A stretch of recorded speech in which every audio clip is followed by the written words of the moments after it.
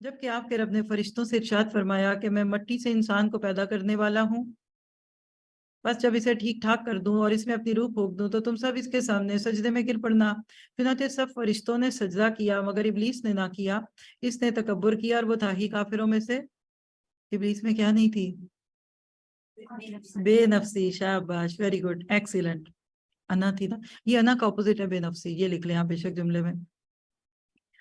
اللہ تعالیٰ نے فرمایا ابلیس تجھے اسے سجدہ کرنے سے کس چیز نے روکا جسے میں نے اپنے ہاتھوں سے پیدا کیا؟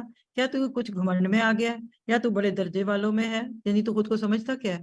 اس نے جواب دیا نا خیر منہ، کیا تھی؟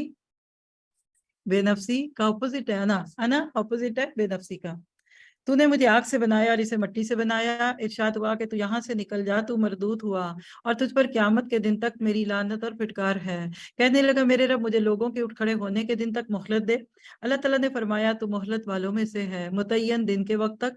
کہنے لگا پھر تو تیری عزت کی قسم میں ان سب کو یقیناً بہکا دوں گا سوائے تیرے ان بندوں کے جو چنے ہوئے اور پسندیدہ ہوں، اور میں سچ تو یہ ہے اور میں سچ ہی کہا کرتا ہوں کہ تجھ سے اور تیرے تمام ماننے والوں سے جہنم کو بھر دوں گا۔ کہہ دیجئے میں تم سے اس پر کوئی بدلہ یعنی اجر طلب نہیں کرتا اور نہ میں تکلف کرنے والوں میں سے ہوں۔ یہ تمام جہان والوں کے لیے سراسر نصیحت اور عبرت ہے، یقیناً تم اس کی حقیقت کو کچھ ہی دیر کے بعد صحیح طور پر جان لو گے۔ کیا پتہ چلا؟ رب کی رضا کو پانے کے لیے لوگوں کو خبردار کرنا ہے۔ مٹی سے بنے ہوئے انسان کو انا سجتی نہیں، اس لیے اکڑنا نہیں، سجدوں میں